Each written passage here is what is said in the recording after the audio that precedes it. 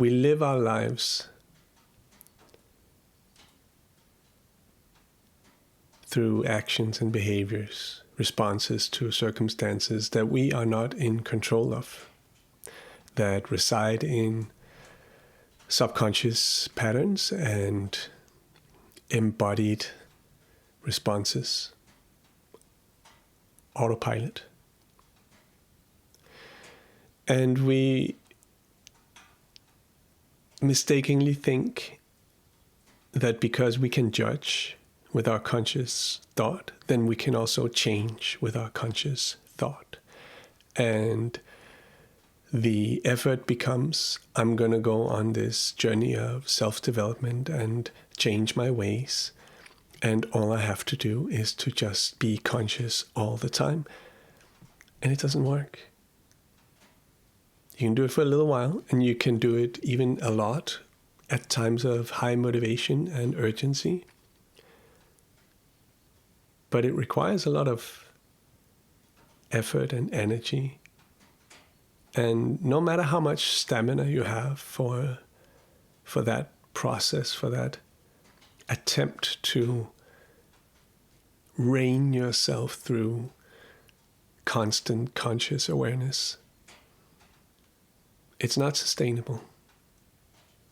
And you will eventually fall back into the subconscious, the automatic, the patterns that have been in you for years and years and years.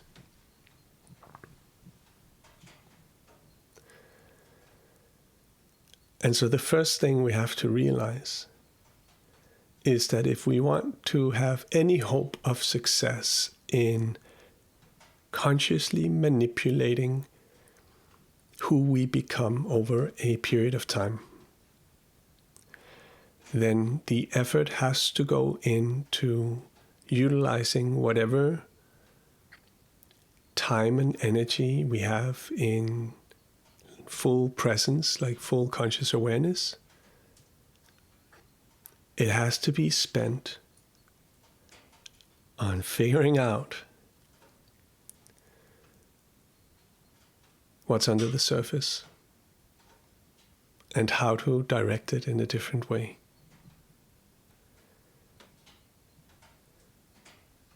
And the way we do that, the very first step, which no one needs to take, it's no more important than any other thing you can do with your life. It's just my assertion that if you don't take this step, you will struggle to follow through on the intentions you set for yourself consciously. We have to create a set of rituals for anchoring in awareness and presence without effort.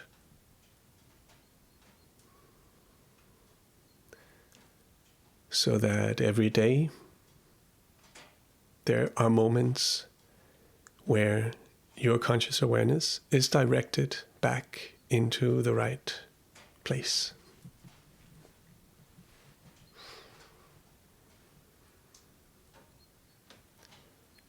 And I feel for myself that this is always the first step, and it is also always the most important one. There can be no consciously directed path of growth and development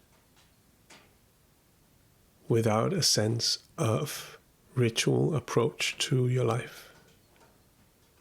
If you don't have rituals, life will direct you. And there's nothing wrong with that. Some would even argue that that is the way to live. To just be in the big sea of waves and storms and other fishes. my mind has a weird sense of desire to meddle with things. I'd like to have a sense of not necessarily control, but deliberate input. And to have it mean something other than just a story I tell myself, but to have it actually manifest in some material way in what I create, in who I become.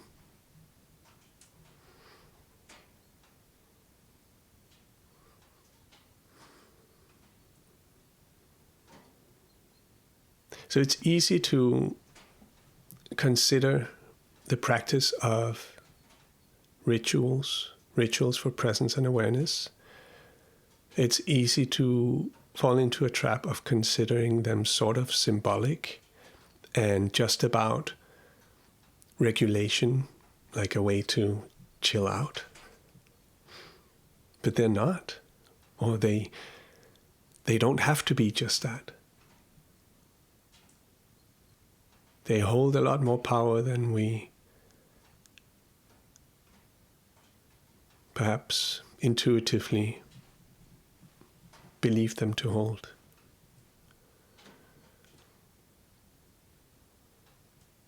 And I'm not talking about having like ceremonies every day. When I say rituals, it can be very little things. And my rituals have shifted over time. They shape themselves according to my needs. At the moment, one of the most important rituals I have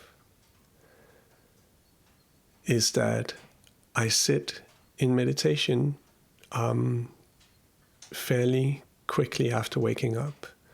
Depends on how cold it is, whether I need to light the oven or not. It's actually getting warmer, so it's less of an issue now.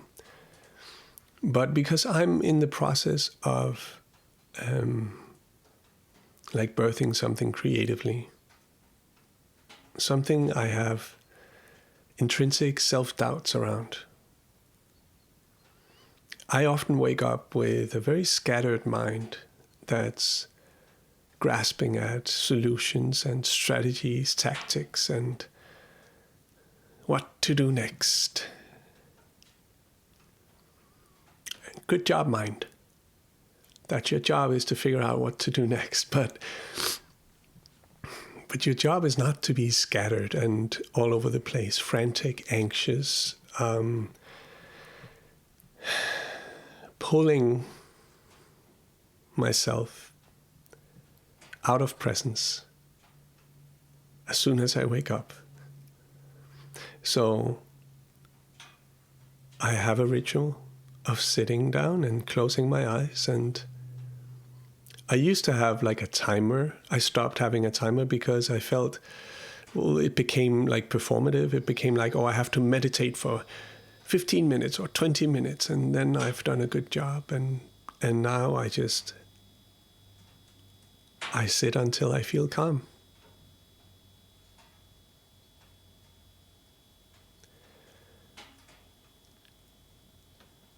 But then what I do afterwards, and that's part of the ritual, is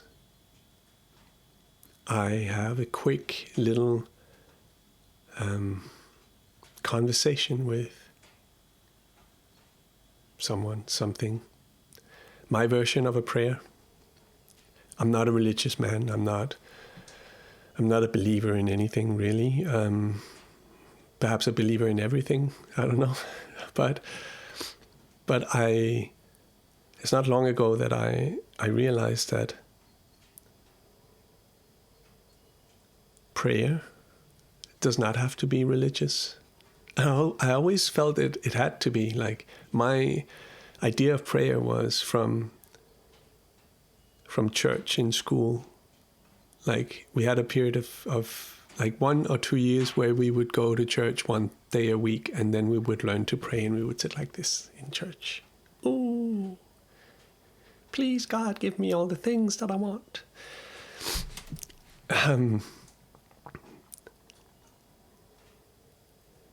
But there is something about asking. And it's funny, the word for prayer in Danish actually literally means to ask.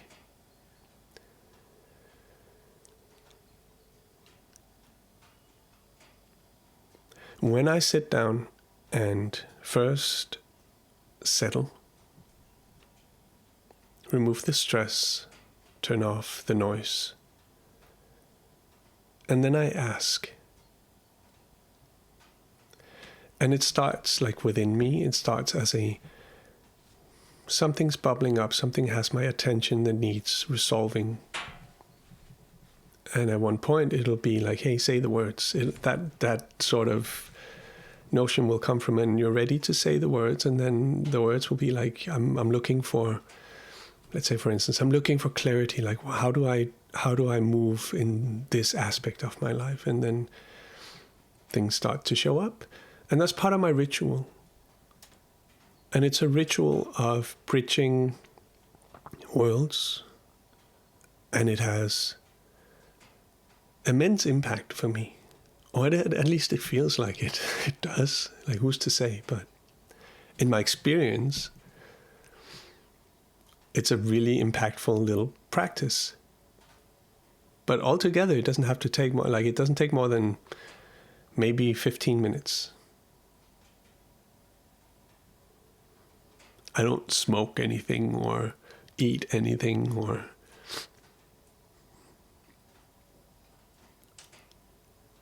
I just have a little practice, a little ritual. And if I didn't, I would get lost. I do.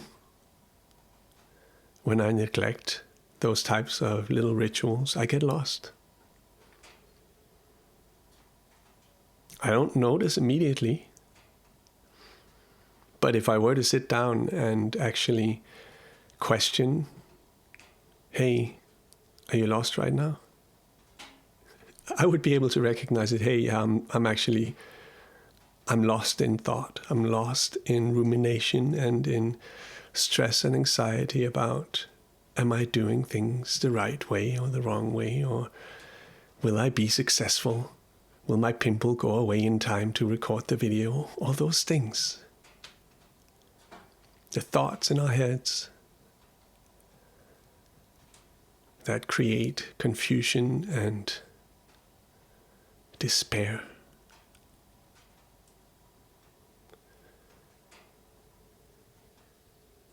We need rituals.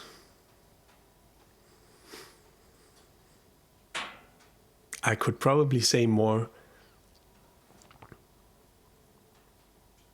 I don't know, elegant words, better words to argue that we do, but we just do.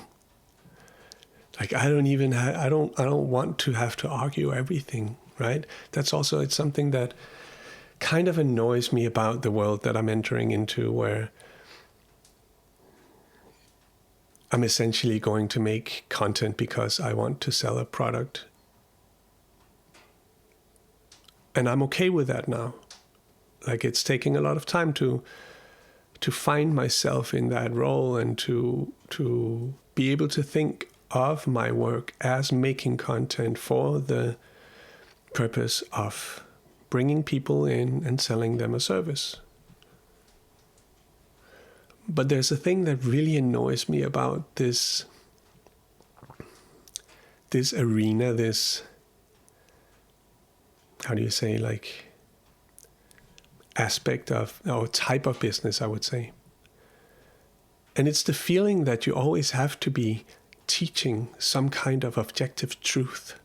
Like, your model has to be the right one, and you need social proof to convince people that you have the right knowledge. And it's all such bullshit, and it's just,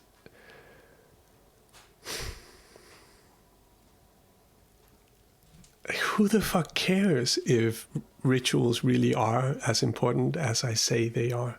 What matters is if you, like, do you want the same things that I believe to be relatively important in life?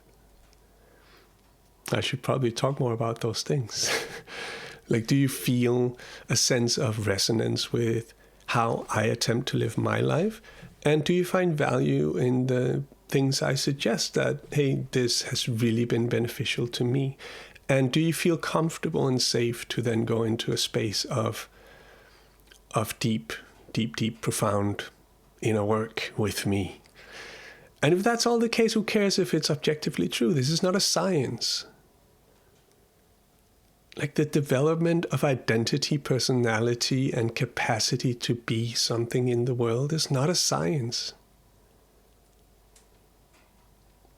No one has any one right answer. And I'm just so tired of trying to pretend that I do. That's why I stopped in the past, is because I felt it. And when I would look at my videos after posting them, I'd be like, what the fuck was that? Like, why am I pretending so much? Why am I claiming to have some kind of hidden knowledge that others don't? None of us do.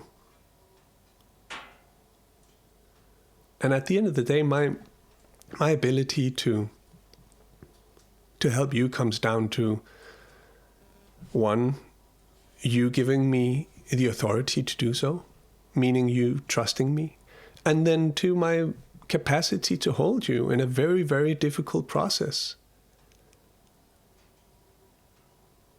Like any process of profound, how do you say, transformational growth, like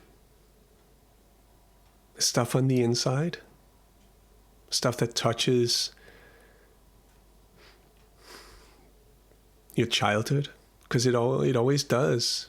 Like, we don't necessarily have to talk about it in that sense. It's not about the childhood, but everything we are comes from that place. And whenever we are in a process that deals with that, it's hard and it's challenging, but it can also be both fun, interesting, and perhaps, hopefully, feel effortless. Like an adventure. Not like something you impose on yourself because you feel like you have to be a better human. You're good enough as you are, man. Like, none of us have to do anything. We live and we die. And what we do in between, we get to have a little bit of decision over. Whether or not that's true, it's, I think, a question for another day. I have many thoughts about whether or not we are actually in control over the things we say and do and think, and doesn't matter. Not for now. It's a long conversation. Yeah.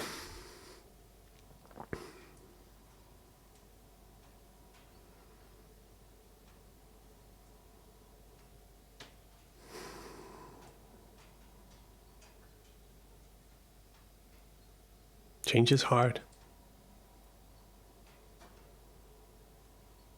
But it can be both enjoyable and interesting and something we want to do.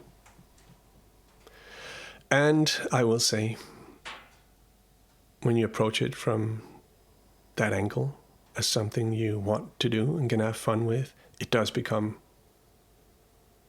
relatively a lot easier. It'll still be challenging.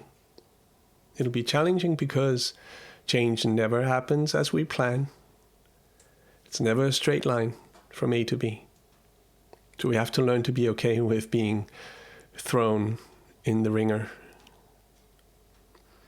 But if we can manage that, then it becomes the adventure.